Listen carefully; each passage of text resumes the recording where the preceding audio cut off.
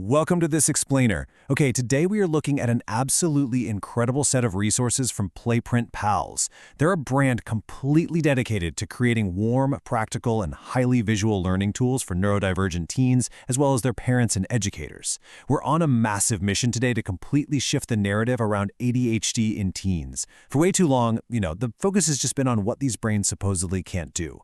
It's been this really heavy, deficit-based narrative. But today, we're throwing that out. We're going to reframe that narrative entirely. We're going to uncover the actual mechanics of high-interest focus and discover how to empower these differently wired brains by taking their natural tendencies and turning them into a literal creative superpower. Okay, let's dive into this, because honestly, this is the ultimate pull-your-hair-out paradox that parents and teachers are facing every single day. You look at a teen who supposedly lacks focus, right?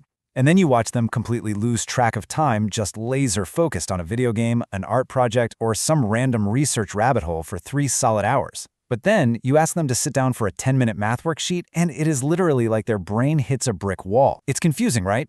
How in the world can the exact same brain show zero attention 1 minute and boundless, intense focus the next? Well, that paradox is exactly what we're going to solve today. To get there, here's our quest map for today. First, the Hyperfocus Paradox. Second, the dopamine drive. Third, the ingredients of focus. Fourth, gamifying the work. And finally, a highly practical 45-minute blueprint. All right, kicking things off with Section 1, the Hyperfocus Paradox, understanding the differently wired brain. And this brilliantly illustrates the exact problem we've been dealing with. For years, we've been stuck under this dark cloud of deficit-based language. We call teens lazy or distracted, or we sigh and say they just can't focus. But we really need to shift to a brighter, much more empowering reality, because these teens aren't broken. They are interest-powered, they're dopamine-driven, and they're simply differently wired.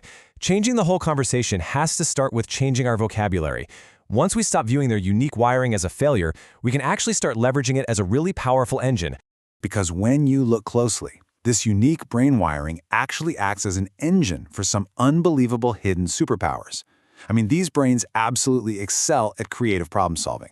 They can sustain incredible high-speed momentum on their passion projects.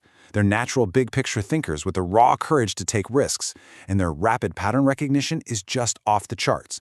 Now look, this doesn't mean there aren't real day-to-day challenges. Quirks like time blindness or struggling to switch tasks are for sure real things, but they are just wiring quirks that we can manage. They are absolutely not character flaws. Moving right along to Section 2, the dopamine drive. It's not willpower, it's chemistry. So the crucial point is, the missing puzzle piece here is dopamine. I want you to think of it like the brain's motivation highway and its main reward switch. In a neurotypical brain, dopamine flows pretty steadily, right? That allows for consistent focus, even on super boring tasks. But an ADHD brain, it is essentially always hunting for dopamine. When a task doesn't give them that chemical reward, the switch just flips off and their energy completely plummets. It's not that they stubbornly won't do the work, it's that their brain literally lacks the chemical fuel to even initiate it. And this means that not all focus is created equal. Just look at the massive difference between forced focus and flow focus. Forced focus, which is what we usually demand for stuff like homework, is low dopamine, it has extremely high friction, and it is completely exhausting for a teen. But flow focus, or hyperfocus, that is high dopamine, super low friction, and deeply energizing. Our goal here isn't to force more of that exhausting slog. Our goal is to figure out how to tap right into that energizing flow state. Which brings us to Section 3, ingredients of focus. What flips the switch on? So there are 4 specific interlocking ingredients that actually create this high-interest focus. First up, a curiosity trigger, something that sparks an immediate, what's that kind of interest? Second, the right level challenge. It can't be too easy, but it can't be overwhelmingly hard either. Third, a sense of choice. You've got to give the teens some agency over what they're doing. And fourth, a fast, visible reward. They need immediate feedback that their effort actually mattered. When you combine these 4 elements perfectly, the dopamine switch flips and the brain fully engages. Let's move to Section 4 and see how this builds. Gamifying the work. Strategies to build dopamine-friendly sessions.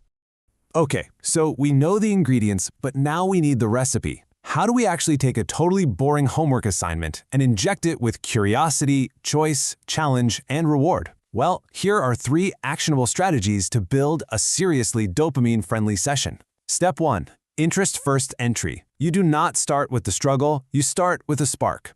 Let them spend the first 5 minutes on a topic they already love, listening to a favorite song, sketching, whatever, just to warm up the brain's engine. Step 2. The modified study sprint. Short bursts absolutely beat long slogs. We're talking 10 to 15-minute intervals of intense focus followed immediately by an active break. And step 3. Choice and movement. Let them choose the order of their tasks, and for goodness sake, let them move. Fidget tools, walking while reading flashcards, standing desks. These can honestly make all the difference in the world. Now, what's really interesting about this slide is how we can literally turn homework into a quest by translating those strategies into action. Think about it. Instead of a boring math worksheet that just yields a little check mark at the end, we gamify the whole shebang. Every single completed problem becomes 10 XP, or experience points. Finishing the whole page earns a cool level up badge, or keeps a visual streak alive.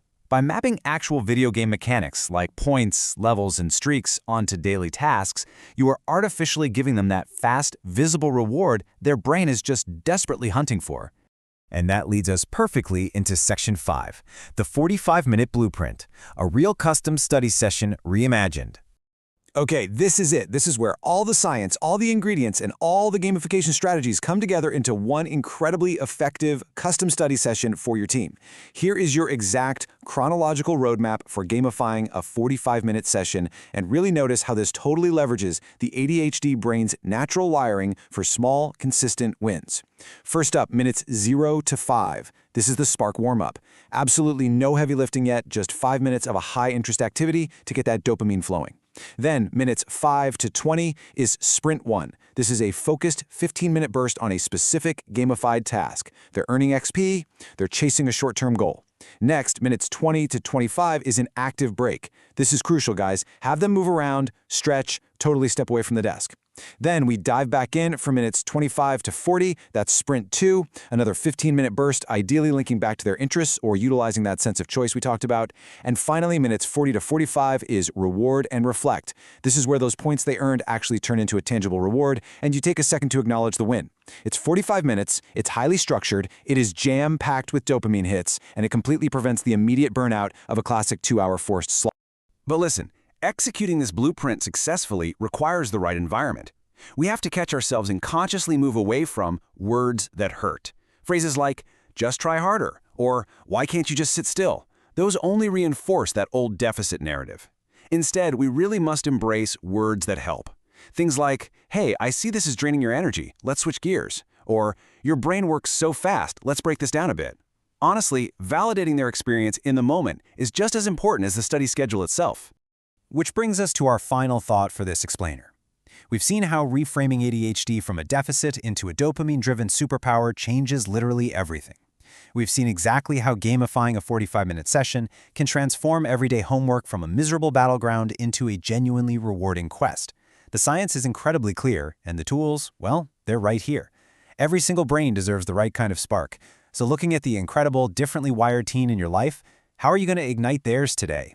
Take this blueprint, go explore more amazing resources from PlayPrintPals, and start building learning tools that actually work for real brains. Thank you so much for joining me to explore this vital topic.